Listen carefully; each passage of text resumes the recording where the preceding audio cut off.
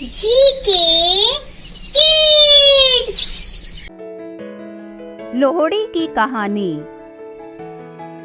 लोहड़ी का संबंध सुंदरी नामक एक कन्या और दुल्ला भट्टी नामक एक योद्धा से जोड़ा जाता है।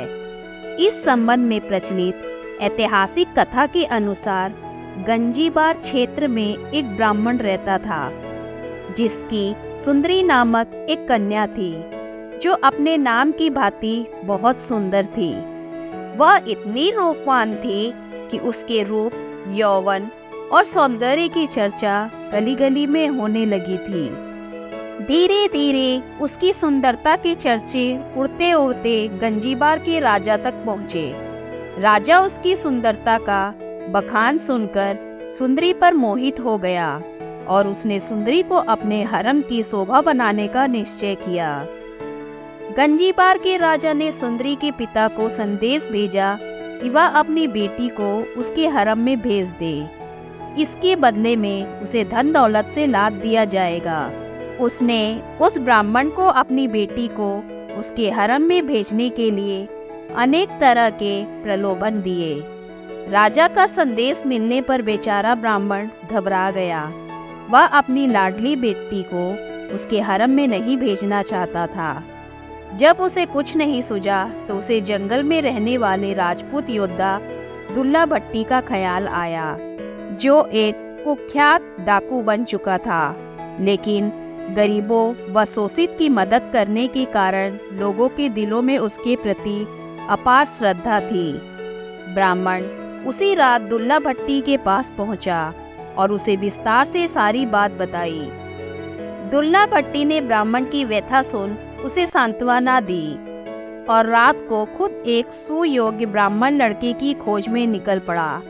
दुल्ला भट्टी ने उसी रात एक योग्य ब्राह्मण लड़के को तलाश कर सुंदरी को अपनी ही बेटी मानकर अग्नि को साक्षी मानते हुए उसका कन्यादान अपने हाथों से किया और ब्राह्मण युवक के साथ सुंदरी का रात में ही विवाह कर दिया। उस समय दुल्ला भट्टी के पास बेटी सुंदरी को देने के लिए कुछ भी न था, अतः उसने तिल व शक्कर देकर ही ब्राह्मण युवक के हाथ में सुंदरी का हाथ थमाकर सुंदरी को उसकी ससुराल विदा किया। गंजीबार के राजा को इस बात की सूचना मिली तो वह आग बबूला हो उठा। उसने उसी समय अपनी सेना को गंजीबार इलाके पर हमला करने तथा दुल्ला भट्टी का खात्मा करने का आदेश दिया। राजा का आदेश मिलते ही सेना दुल्ला भट्टी के ठिकाने की ओर बढ़ी, लेकिन दुल्ला भट्टी और उसके साथियों ने अपनी पूरी ताकत लगाकर राजा की सेना को बुरी तरह धूल चटा दी।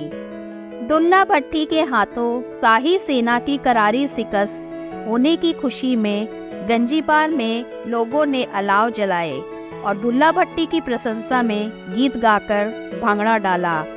कहा जाता है कि तभी से लोहड़ी के अवसर पर गाए जाने वाले गीतों में सुंदरी और दुल्ला भट्टी को विशेष तौर पर याद किया जाने लगा। सुंदर मुंदरिये हो, तेरा कौन विचारा हो, दुल्ला भट्टी वाला हो, दुल्ला दी व्याई हो, शेर शक्कर पाई हो, कुड़ी दे मामे आए हो, मामे चूरी कुट्टी हो, जमींदार लुट्टी हो, कुड़ी दा लाल दुपट्टा हो, दुल्ले दी व्याई हो, दुल्ला भट्टी वाला हो, दुल्ला भट्टी वाला हो। लोहड़ी के मौके पर यह गीत आज भी जब वातावरण में गूंजता है तो दुल्ला भट्टी के प्रति लोगों की अपार श्रद्धा का आभास स्वतः ही हो जाता है। धन्यवाद।